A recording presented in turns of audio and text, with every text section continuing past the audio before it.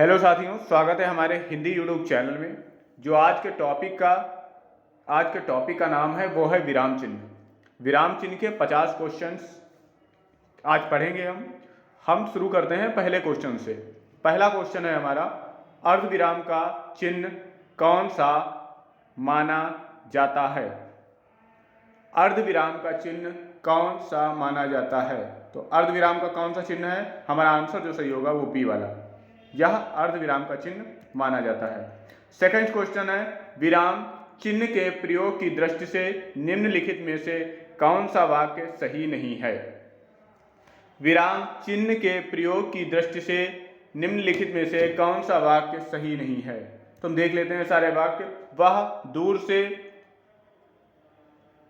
अल्पविराम लगा हुआ है, वह बहुत दूर से, फिर अल्पविराम लगा हुआ है, फिर आ रहा है।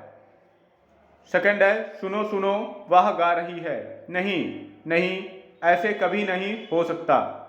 क्रोध चाहे जैसा भी हो मनुष्य को दुर्बल बनाता है। हमारा जो आंसर सही हो जाएगा वो ए वाला सही हो जाएगा। वह दूर, ये जो यहाँ पे अल्प विराम का प्रयोग किया गया है यह गलत है। थर्ड हमारा क्वेश्चन है, हंस पद विराम चिन्ह का प्रयोग होता है। जो हंस पद होता है उसको हम दूसरे किस नाम से जानते हैं? हंस पद को हम दूसरे नाम से जानते हैं कि वह त्रुटिबोधक होता है। जब कहीं पे गलती हो जाती है तो यहाँ पे ऐसा निशान लगा के वह उस गलती को ऊपर वाली लाइन में हम लिख देते हैं। तो हमारा आंसर सही हो जाएगा, लिखने में अक्षर छूटने पर, संकेत देने पर। डी वाला आंसर हमारा सही हो जाएगा।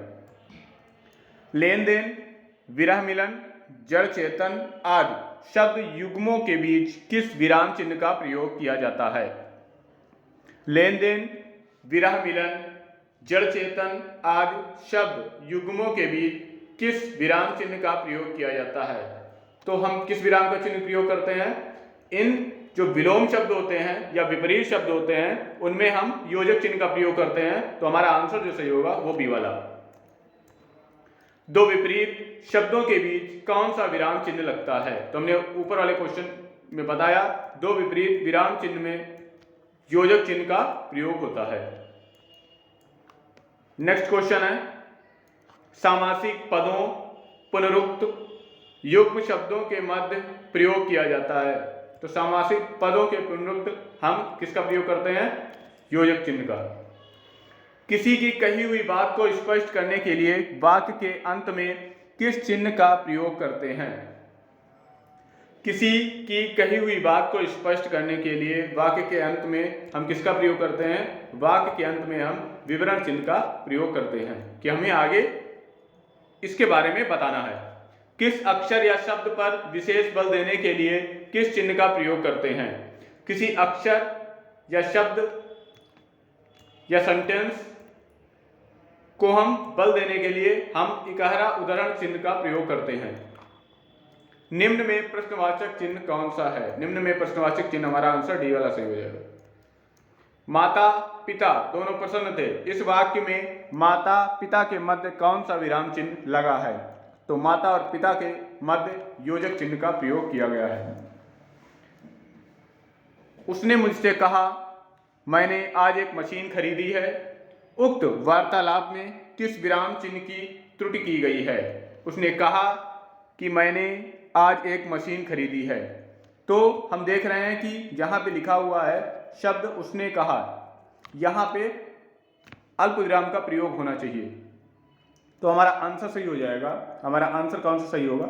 हमारा आंसर सही हो जाएगा पहला वाला। मुझे बाहर जाना है, रेखांकित चिन्ह को पहचानिए। मुझे बाहर जाना है, रेखांकित चिन्ह को पहचानिए। तो रेखांकित चिन्ह कौन सा है? रेखांकित चिन्ह ये वाला है, इसको हम पूर्ण विराम कहते हैं। हमारा आंसर बी वाला सही हो जाएगा। किस पद, उपवाक्य आदि की विशेषता दिखाने के लिए शब्द के नीचे एक रेखा खींचते हैं उसे कहते हैं? हम आपको बता दें, शब्द के नीचे जो रेखा खींची जाती है उसे अधोरेखा कहते हैं। जो ऊपर रेखा खींची जाती है उसे शिरोरेखा कहते हैं। तो हमारा आंसर कौन सा सही हो जाएगा? सी, क्योंकि यहां पे पूछा है नीचे। संज्ञा की द्विरिक्त हो तो उसके बीच कौन सा चिन्ह लगता है? संज्ञा की द्विरिक्त हो तो उसके बीच कौन सा चिन्ह लगता है? जब संज्ञा के द्विरुक्त होता है तो उसके बीच योजक चिन्ह का प्रयोग किया जाता है। हमारा आंसर डी वाला सही हो जाएगा। निम्नलिखित में से निर्देशक चिन्ह कौन सा है? तो निर्देशक चिन्ह ए वाला है, ए वाला आंसर हमारा सही हो जाएगा।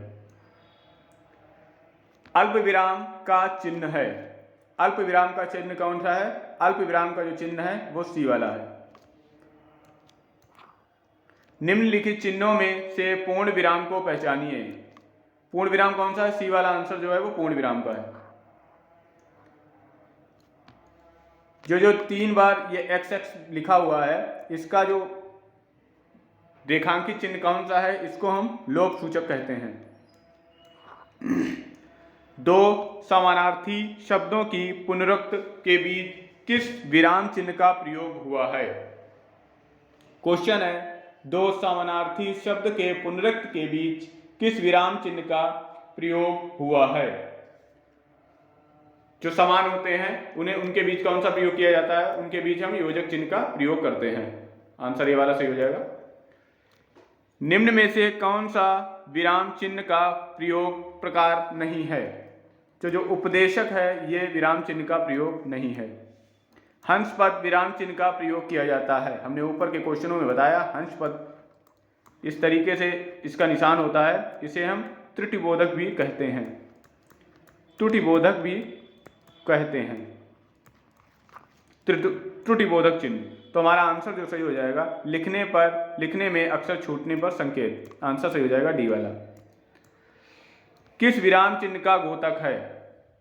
किस विराम चिन्ह का घोतक है? तो ये हो जाएगा कोष्टक का, सी वाला हमारा आंसर सही हो जाएगा।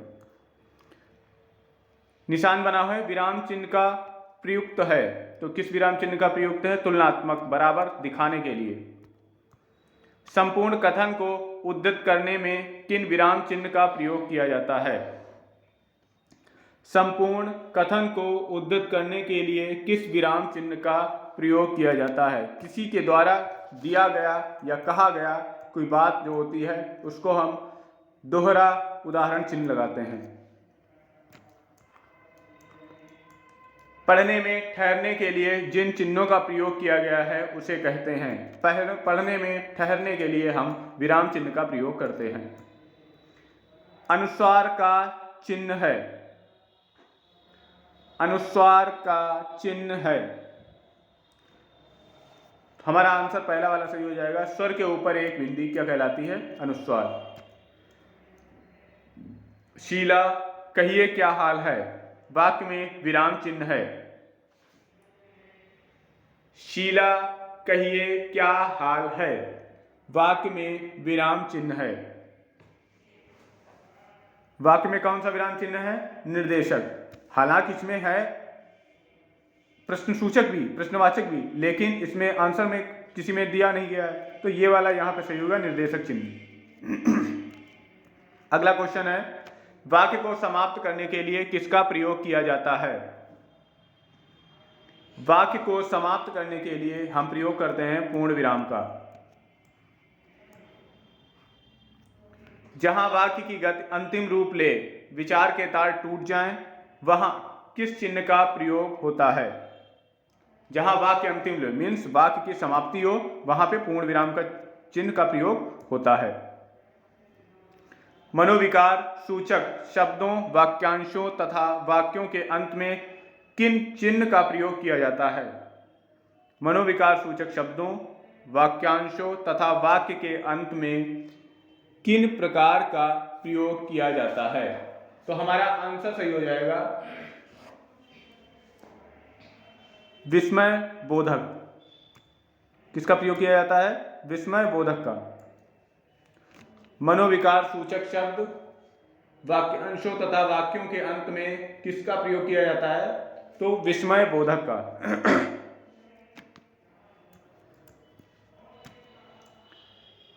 प्रश्नवाचक चिन्ह का प्रयोग किस वाक्य में होता है? प्रश्नवाचक चिन्ह का प्रयोग किस वाक्य में होता है? तो प्रश्नवाचक, जहां प्रश्न पूछा गया होगा वहां प्रश्नवाचक चिन्ह का प्रयोग होगा। हमारा आंसर डी वाला पूर्णतया सही हो जाएगी। मोहन को बाजार क्यों जाना था? निम्नलिखित में कौन सा विकल्प विराम भेद और उसके चिन्ह को सुमेलित नहीं करता? तो हमारा आंसर सी वाला सही है, योजक चिन्ह। ये योजक चिन्ह नहीं है, योजक चिन्ह डैश होता है, दिस टाइप। विरामादि चिन्हों की दृष्टि से कौन सा वाक्य शुद्ध है?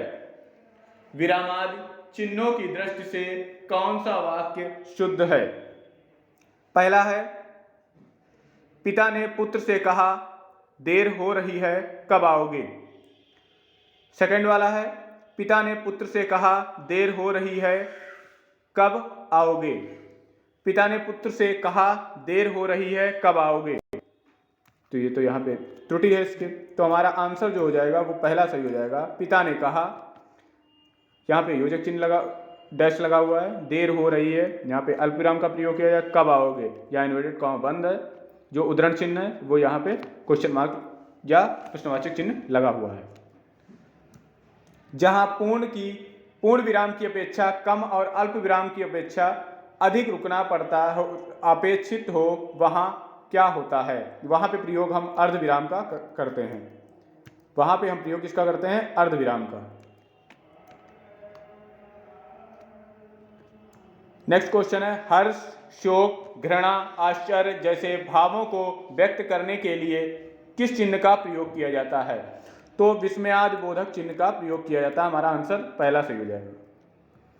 हंस पद किस विराम चिन्ह का एक और नाम है? हंस पद हमारा त्रुटि बोधक चिन्ह, त्रुटि विराम चिन्ह का एक और नाम है। नेक्स्ट, मोहन आज घूमने जाएगा। मोहन आज घूमने जाएगा, उपयुक्त जो वाक्य है उसमें कौन सा विराम चिन्ह लगा है? उसमें लगा है पूर्ण विराम। इसमें अर्ध विराम का सूचक है, तो हमारा जो बी वाला आंसर है इसमें अर्ध विराम का सूचक है।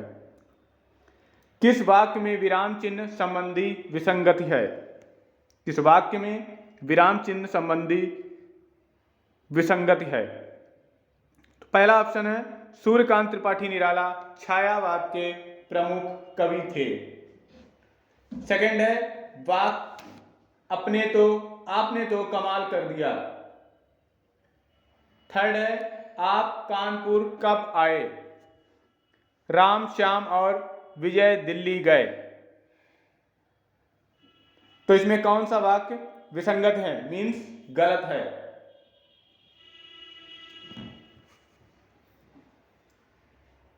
तो हमारा आंसर सही हो जाएगा ए वाला, सूर्यकांत त्रिपाठी निराला छायावाद के प्रमुख कवि थे। कौन सा विकल्प उद्धरण चिन्ह का है? तो हमारा आंसर सही हो जाएगा पहला, ये जो श्रीमती श्यामा चोना लिखा हुआ है यह उद्धरण चिन्ह है। आपने क्या कहा सो मैंने नहीं सुना, वाक्य में अपेक्षित है। आपने क्या कहा मैंने नहीं सुना, वाक्य में अपेक्षित है। अपेक्षित मीन्स किसकी कमी है? एक प्रश्नवाचक चिन्ह, एक पूर्ण विराम। एक प्रश्नवाचक चिन्ह, एक पूर्ण विराम, एक अल्प विराम, एक पूर्ण विराम।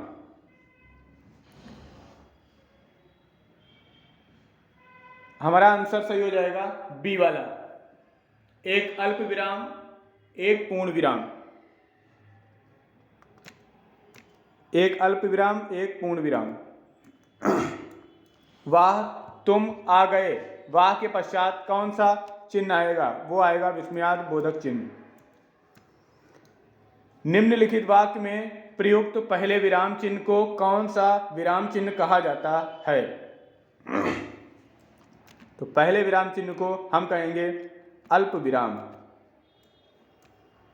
श्री कामता प्रसाद गुरु के अनुसार विराम चिन्हों को किस भाषा से लिया गया है? श्री कामता प्रसाद के अनुसार विराम चिन्हों को अंग्रेजी भाषा से लिया गया है। निम्नलिखित में से अर्धविराम का चिन्ह है, तो हमारा जो सी वाला आंसर है वो है अर्धविराम का चिन्ह। इनमें से किस वाक्य में अर्धविराम का प्रयोग हुआ है? तो हमारा जो सी वाला आंसर है उसमें अर्धविराम का प्रयोग हुआ है। आलस्य मनुष्य का शत्रु है, यहां पे अर्धविराम का प्रयोग हुआ था। हमारा आंसर सी वाला सही हो जाएगा। मिश्रित तथा संयुक्त वाक्य में विरोध का भाव प्रकट करने के लिए किस विराम चिन्ह का प्रयोग किया जाता है? मिश्रित तथा संयुक्त वाक्य में विरोध का प्रकट करने के लिए किस विराम चिन्ह का प्रयोग किया जाता है? तो वो होते हैं योजक चिन्ह। उपविराम का प्रयोग इनमें से किस वाक्य में हुआ है? उपविराम का प्रयोग इनमें से किन वाक्य में हुआ है? तो उपविराम का कौन सा होता है? उपविराम ये होता है जो यहां पे लगा हुआ है। हमारा आंसर बी वाला सही हो जाएगा। आनंद घर आया, थोड़ी देर रुका और चला गया। इस वाक्य में उचित विराम कौन सा होगा? आनंद घर आया, थोड़ी देर रुका और चला गया। यहां पे आया के बाद अल्प विराम का प्रयोग होगा। आया के बाद अल्प विराम का प्रयोग होगा। दिस हर्ष, दुख, घृणा, पीड़ा इत्यादि मनोभावों को व्यक्त करने वाले शब्दों को कहा जाता है। हर्ष, दुख, घृणा, पीड़ा इत्यादि मनोभावों को व्यक्त करने के लिए वाले शब्दों को कहा जाता है। वो विस्मयादि बोधक चिन्ह होते हैं। जब वाक्य में एक समान अधिकरण का प्रयोग होता है तो किस विराम चिन्ह का प्रयोग होता है? जब वाक्य में एक समान अधिकरण का प्रयोग होता है तो किस विराम चिन्ह का प्रयोग होता है? तो किस विराम चिन्ह का प्रयोग होता है? अर्ध विराम का। जब वाक्य में एक समान अधिकरण का प्रयोग होता है तो किसका होता है? अर्ध विराम का। नेक्स्ट क्वेश्चन है, समानाधिकरण शब्दों के मध्य में किस विराम चिन्ह का प्रयोग होता है? तो समानाधिकरण जो शब्द होते हैं उनके बीच हम किसका प्रयोग करते हैं? उनके बीच प्रयोग हम करते हैं अल्प विराम का। उनके बीच हम प्रयोग करते हैं अल्प विराम का।